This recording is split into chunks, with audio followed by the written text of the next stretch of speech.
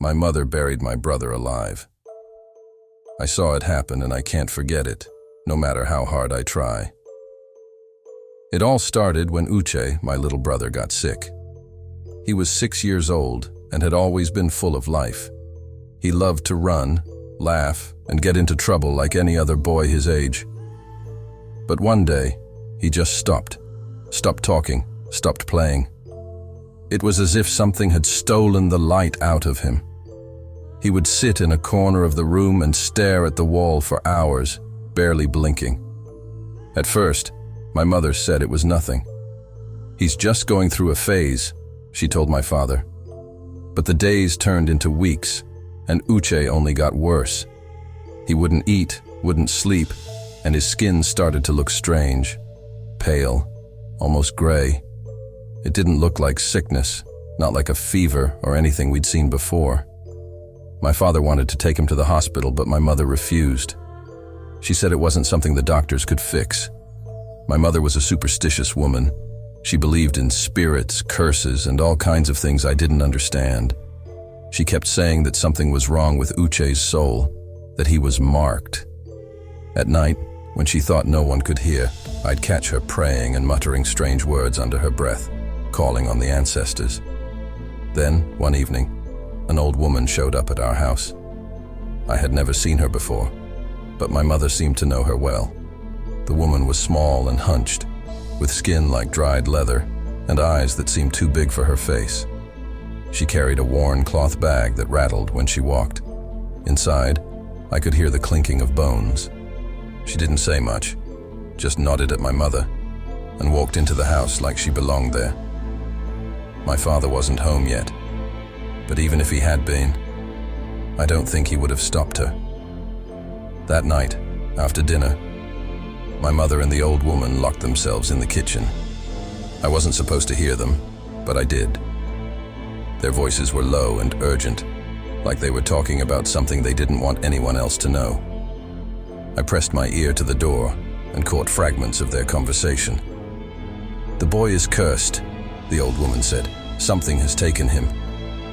"He must be returned," my mother whispered back, "before it spreads."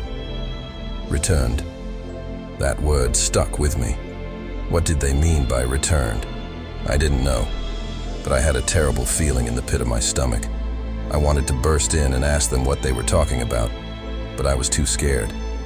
So I went back to bed, lying awake with my heart pounding. Later that night, I heard footsteps outside my window. I sat up and peeked through the curtains. My mother was walking toward the clearing behind our house, carrying Uche in her arms. He wasn't moving. The old woman followed behind her, holding a shovel. I couldn't breathe. Something told me not to follow, but I had to know. I crept out of the house as quietly as I could and followed them through the darkness. They didn't see me, hidden in the shadows behind the trees, but I saw everything. My mother and the old woman started digging a hole. The ground was soft from the recent rain, so it didn't take long. When the hole was deep enough, my mother laid Uche down inside. His eyes were open, staring blankly up at the sky. He was still alive, but barely. He didn't move, didn't speak, just stared. The old woman began chanting in a language I didn't recognize. Her voice was low, almost a growl, as she spoke to the night. My mother stood there silently, holding the shovel tightly in her hands. And then, without a word, she started to bury him. Slowly, methodically, she shoveled dirt over Uche's small body, covering him bit by bit. I wanted to scream, to run at them and stop it, but I was frozen. My legs wouldn't move. I just stood there, helpless, watching as my brother disappeared under the earth. When it was over, they left without looking back. I waited until they were out of sight before I ran to the spot where Uche had been buried. The ground was fresh, the dirt loose. I dropped to my knees, digging with my hands, hoping I could pull him out in time. But it was too late. He was gone. The next morning, my mother told my father that Uche had passed away in his sleep. She said it was sudden, that there was nothing anyone could have done. My father was heartbroken, but he believed her. He trusted her. I tried to tell him what I had seen, but he wouldn't listen.